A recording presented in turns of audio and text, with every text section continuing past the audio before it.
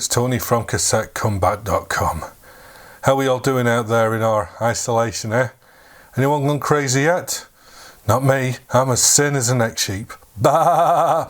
But seriously though, let's alleviate some of the boredom and have a look at some more strange cassettes. So what have we got today? Well, we've got some strange cassettes, and I call them strange because I've never heard of them, and a lot of these have been sent to me by people in Germany, so chances are these have come from either Marcus or Leonid or the other Marcus, so I forget, but I wanted to get a grouping together to do the German special number 2, and don't worry, as you can see from the thumbnail, I haven't used any German style fonts which could be misconstrued as me being a Nazi sympathiser, so you know, snowflakes, be careful now.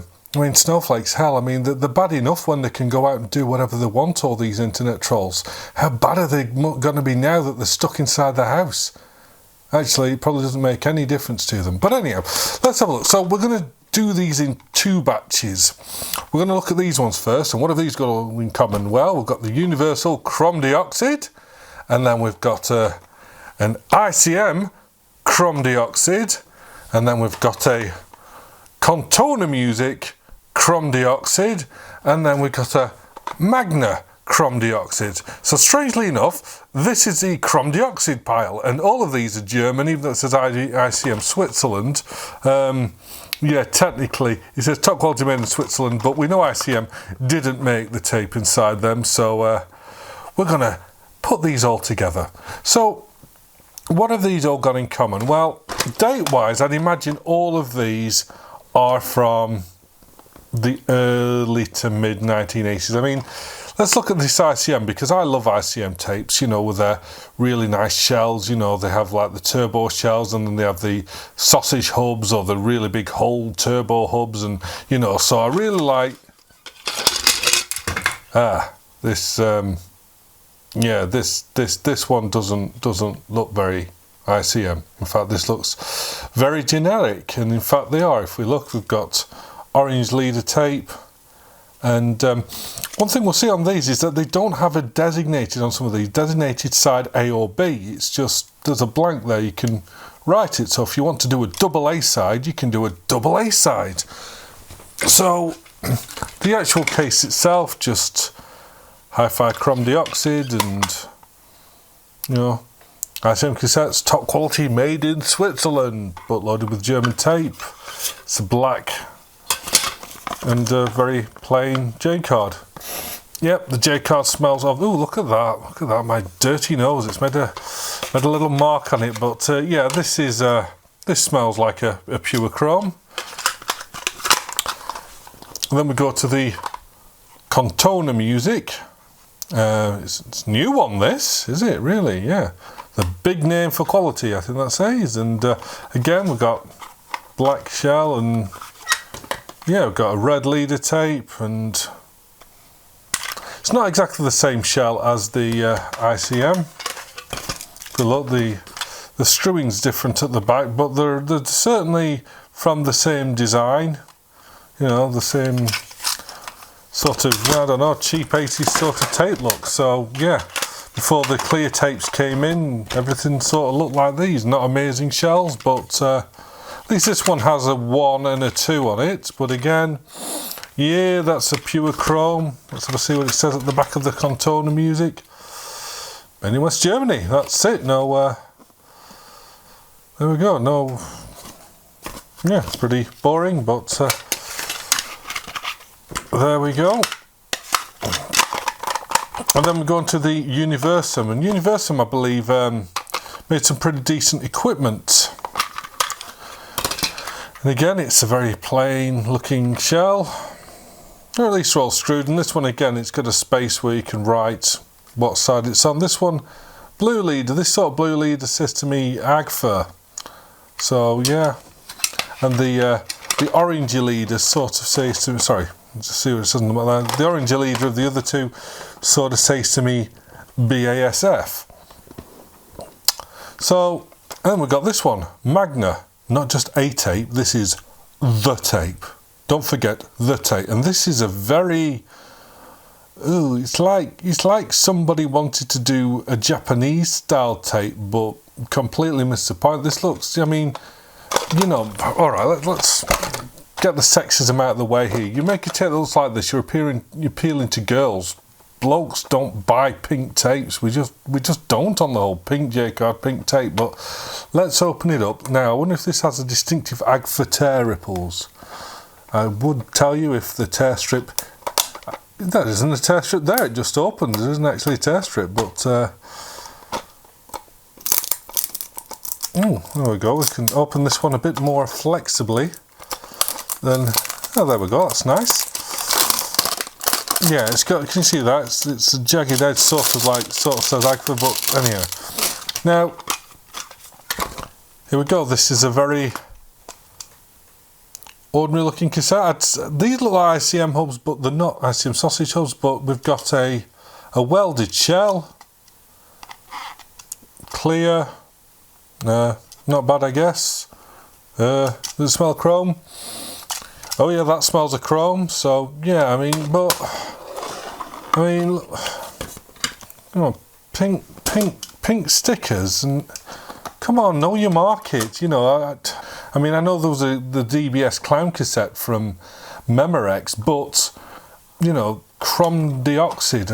You know, I didn't even show the back of the packet. In fact, the back of the package of this was clear anyhow, so you could just see the back, which says chrome dioxide, tape quality for all recorded with chrome position, very good recordings for hi-fi.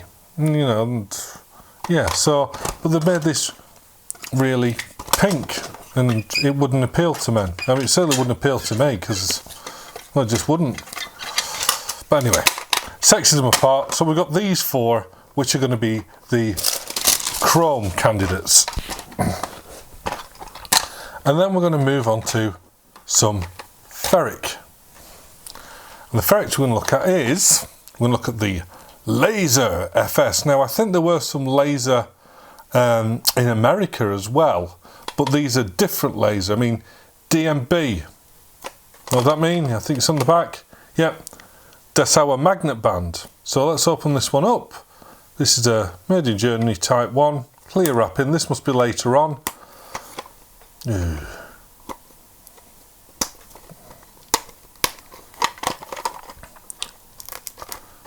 You know something.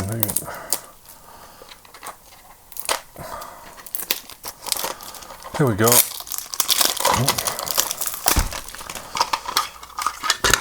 Now, it says made in Germany, but what do these hubs say to you? These hubs say to me, ICM. They're like an ICM to me. Let's have a look at the tape itself. I've become so accustomed to not having the bit now that I don't even stress about it anymore, because I never remember, so that's just the way it is. We just have to get used to it. So let's have a look at the tape. Oh, let's have a look at that. Part of the leader there. How's it gone? Yeah. You see, them say to me, BASF normally have this sort of leader on there.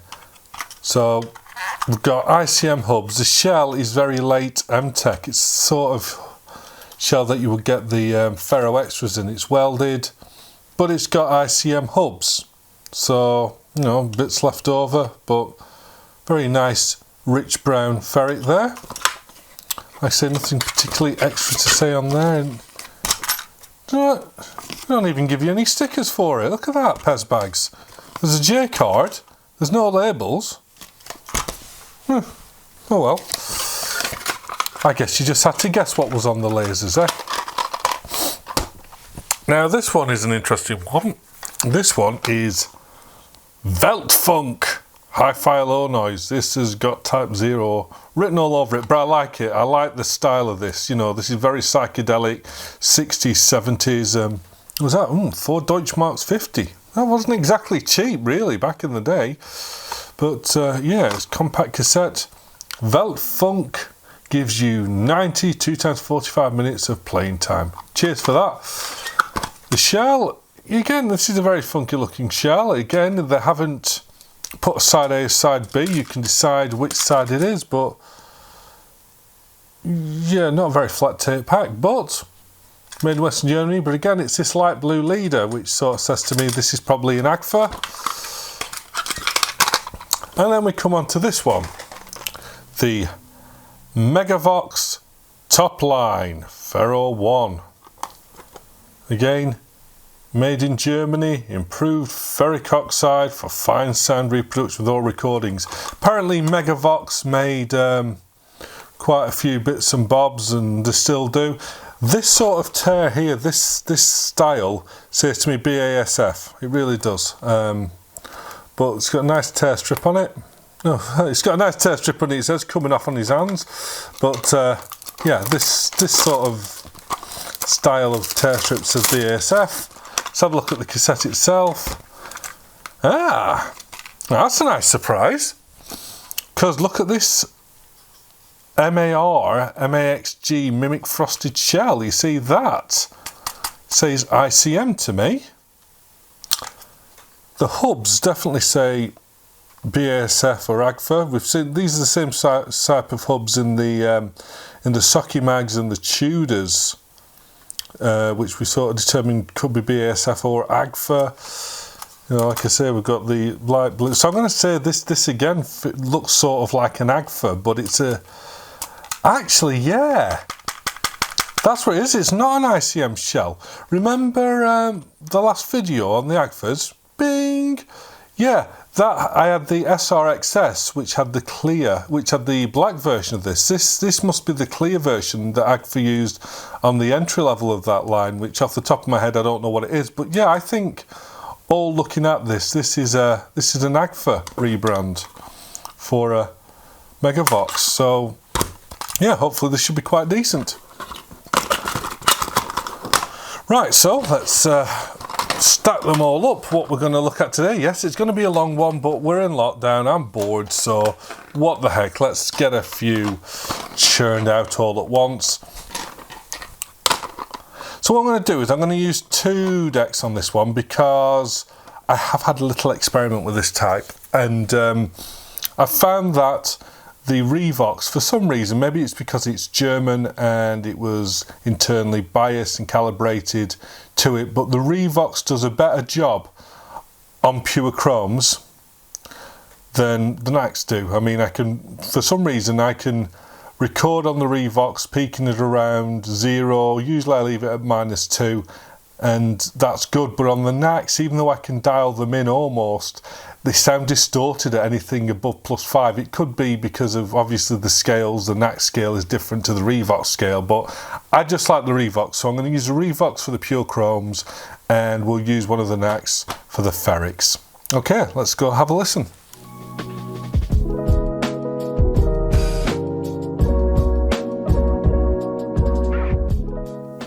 Right, as I just said, I'm going to use the Revox because the Revox, like I said, being German, seems to have more of an affinity for the pure chrome tapes, and I find that they do sound better just in the Revox because of the way that it's internally calibrated. So the first one I'm going to have a listen to is the Contona. It's already biased up, and I'm going to keep the recording level to around about -2 because any more than that, these old single layer chromes I find start to distort a bit, so I'm going to keep it there. And this track we're going to use is from the YouTube audio library, and it's called Lucky Day.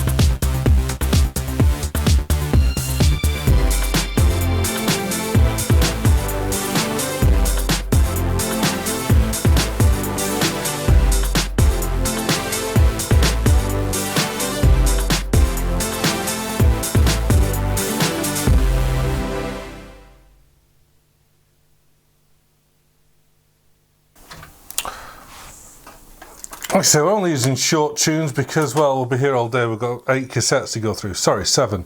If you look at the tape on this, yeah, it's very dull. It's a very dull chrome. And it looks almost tramlined. I believe that, yeah, I opened the shrink wrap on this, but it's very dull and tramlined and very dark. It reminds me of the kind of stuff that you got in, like, the Acme pure chromes, which I did test one of them, and one side was fine, the other side wasn't, but they were hard work. But you know, it didn't sound amazing. It did sound like it was distorting. I guess it's kind of usable if that's what you want, but really this is plumbing the depths of what a usable cassette is in this day and age. So let's put that one down and let's have a look at the Universum. Now this has the blue leader, which I believe is AGFA, whereas the Contona, it said made in Germany, could be BASF, but the blue leader usually says to me it's AGFA. So let's bias this one up. Let's see if this one performs any better. Like I say, I'm only going to use quick 1-minute tracks on this because otherwise we'll be here forever and we'll have a 90-minute video, which I know we're in lockdown and we've got not a lot else to do, but even so, there's only so long I can sustain people for when looking at old cassettes. Okay, so that's biased up nicely. Let's try another track with exactly the same level settings. Again, this one is called Roll and Drop. Yeah, Roll and Drop.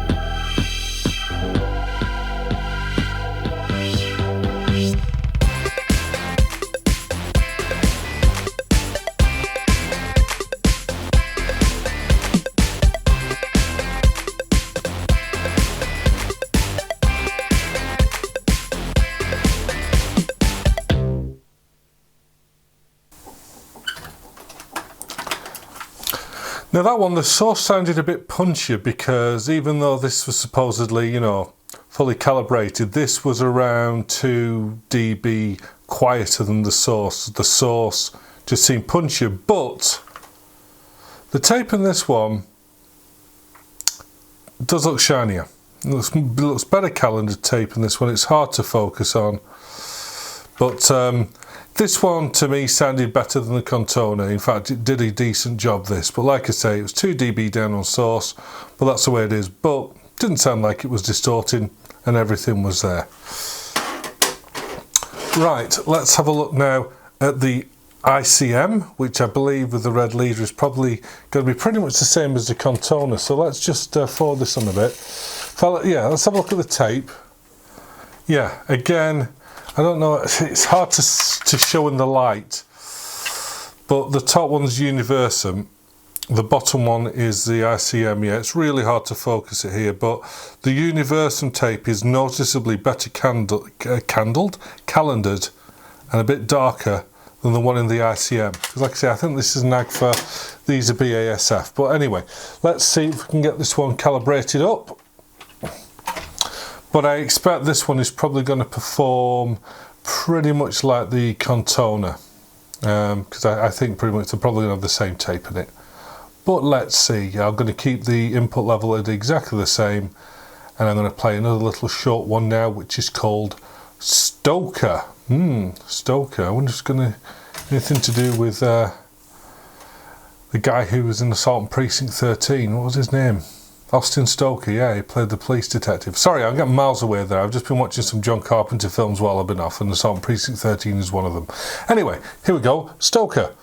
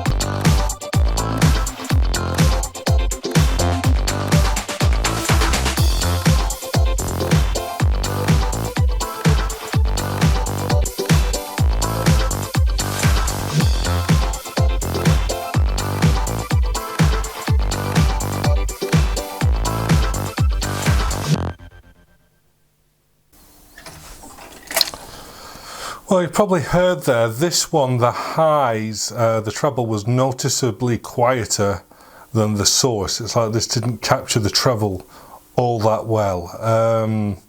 Again, a bit like the Contona, not one I'd use unless I really had to, or maybe I was trying to make an authentic sounding 80s recording like I would have probably made in the 80s, which didn't sound as good as the source, but not one that I'd say I'd be using personally. And let's go on to the newer, clearer Magna. Let's see how this one performs. In fact, let's have a look at the tape in this. Oh yeah, that's nice and shiny this time. Yep, nice shiny tape. Sorry, let's get that one calibrated up.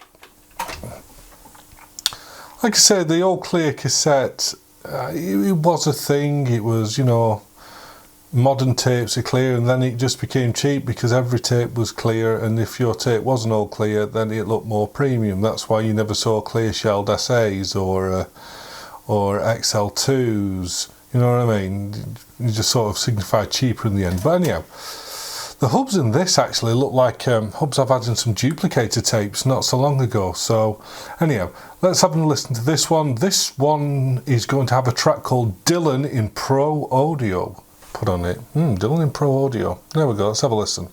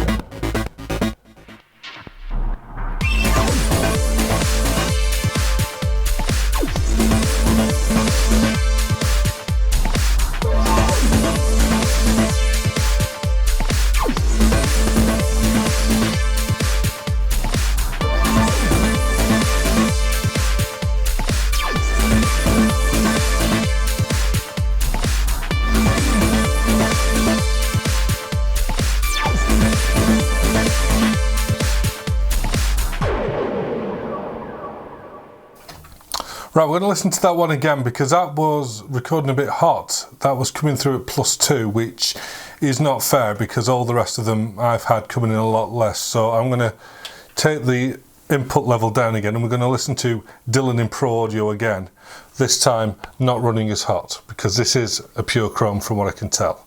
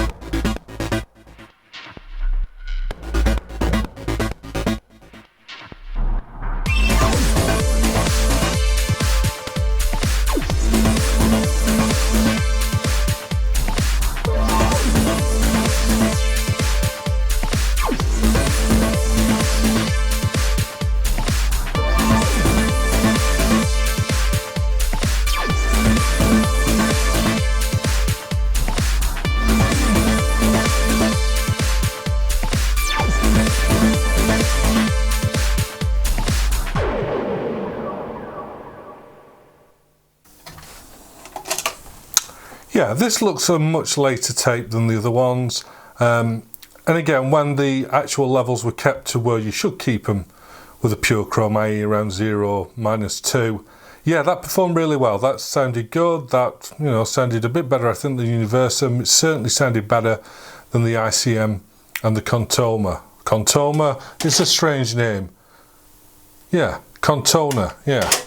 So yeah, this apart from looking very plain, performed really well. I'd use this one. So let's switch decks now and go on to the Ferrics. Okay, so for this one, I'm going to use my old mate, the Aiwa ADS 950, because I haven't used it for a while and I still love this deck, and I'm sure it'll do a good job with these Ferrics. And now, because I've managed to figure out a way to use the auxiliary in on my Sony SBV 3000, I got 6 decks wired up at once. And unfortunately, this one is so low to the floor that my tripod can't go any lower. So that's why we're looking at it from this strange angle. But it doesn't matter. We'll still be able to enjoy the goodness. So, first one I'm going to put in is this AGFA rebrand, also known as the Megavox top line. So, I've already calibrated this one up. So let's see if the calibration settings are still correct. Yeah, just need to remove a little bit of bias, just add a bit, sorry. But other than that, I think it's about there. Cool. Right, this song I'm going to play now is called Believe It. So let's see if you can believe it.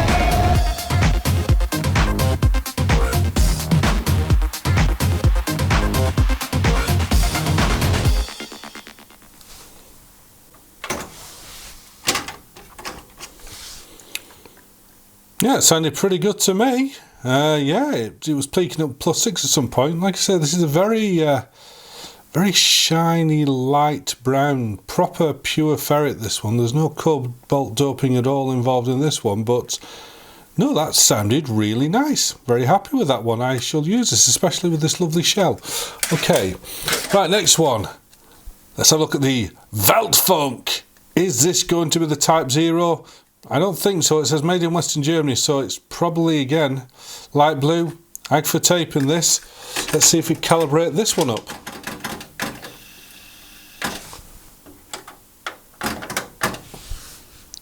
Oh dear. We have no bias whatsoever. Oh dear, oh dear, oh dear. This is looking like a Type 0, this one. Just have a look at the tape, make sure it isn't damaged. No, it's a very unshiny, very unshiny, not well calendared tape here, and the Aiwa doesn't seem to want to know it. I tell you what, we've got its friend up above. Let's just do a quick fix. I haven't got this one wired in for sound, but let's see if I can actually calibrate it on the ZX9, because I always believe if this fella can't calibrate it, nothing can. Okay, it's getting azimuth. Okay, we've got azimuth, it's sort of there. Let's just check the levels. Alright, crank the levels up a bit. Alright, got any bias? Oh no, this doesn't like the bias neither. Let's crank it all the way to full. Yeah, that's as far as the bias is going to go. So I'm not even going to waste my time, unfortunately. I thought, you know, given it was made in Germany and the Velt Funk might be usable, but as it turns out, no, this is a Type 0 and we're not going to waste our time with it because, well, okay, I'll tell you what, let's just bash it into the Aiwa since it's already wound up and we've got the cabling. Let's just put it in for the hell of it. Let's see if I can bias it as good as I can. So full negative, full level. That's the best we're going to get. Let's see how horrendous this sounds, shall we? Just for the fun of it. In fact, I'm going to turn the level down a bit. Let's hope we're not wasting a bad song here. This one's called Dolphin.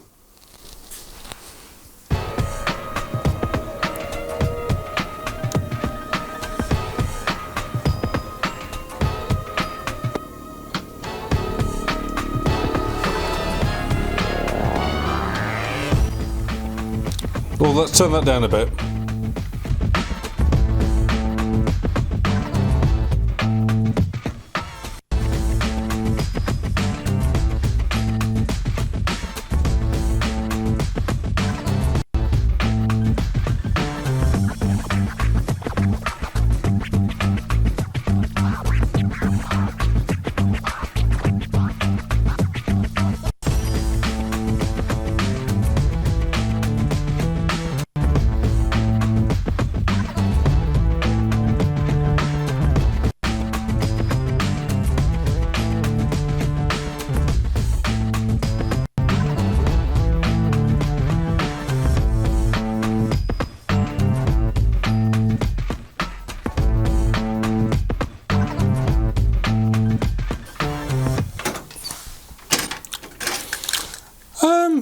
Okay, so that didn't sound as horrendous as a Type 0, but it certainly was missing all the top end, you know, the treble wasn't there.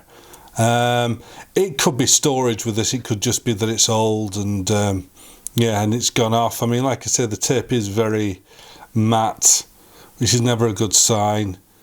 I don't know who, I don't know, I don't think AGFA would have made stuff this bad, but it's kind of usable, you know. It had a lot of bass, it didn't sound like there was lots of dropouts, but it's not a cassette I would be using for anything good.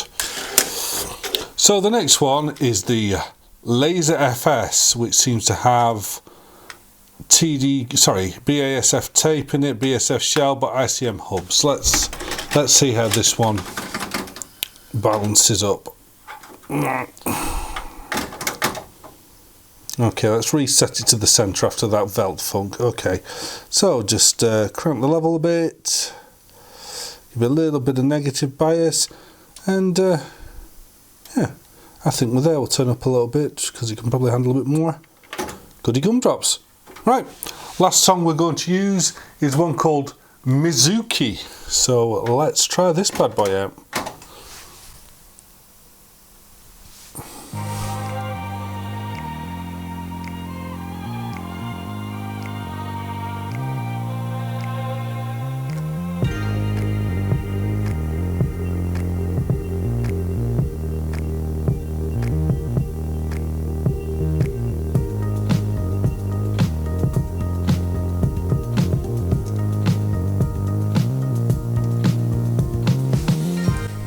Let's crank it a bit.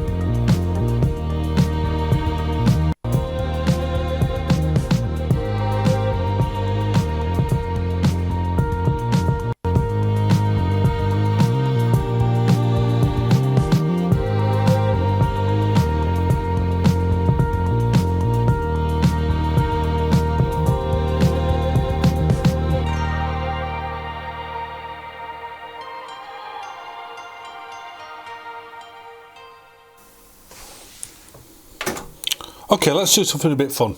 Let's put Dolby S on. Let me just recalibrate it again with Dolby S, because this is the only deck I got with Dolby S, and you know my thoughts by now on noise reduction, but that was quite hissy, that tape, but it sounded well. So let me just, okay, calibrate it again with Dolby S. Okay, let's turn the levels down a bit. I don't want it to go above 0. Let's play Mizuki again, but let's record it with Dolby S. Okay? So we'll see how it sounds.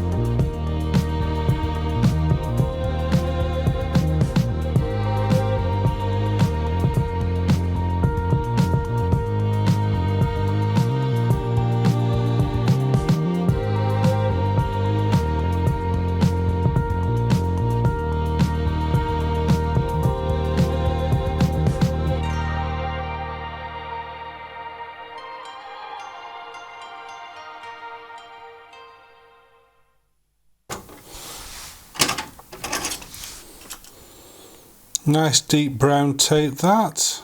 Don't think it's super ferric, but yeah, I mean, I think that performed probably. It's probably got the same tape as the BASF FEI in there, the Ferro Extra, but only with ICM hubs because they had them knocking around.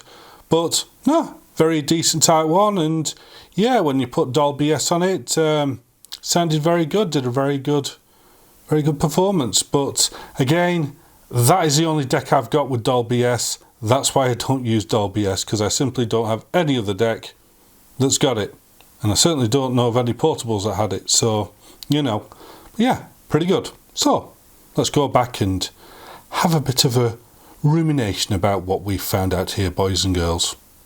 The truth.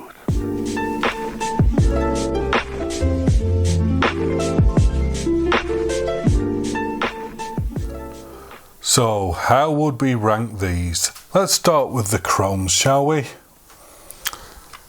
In last place, the Contona music. I don't know whether it's bad storage, but we've got very matte, dull tape, which looks like tram lined, which reminds me of the kind of stuff you would get in Hong Kong tapes. I know it says made in Germany, but is it reject? I don't know, but yeah, this isn't one I'd use on a regular basis at all.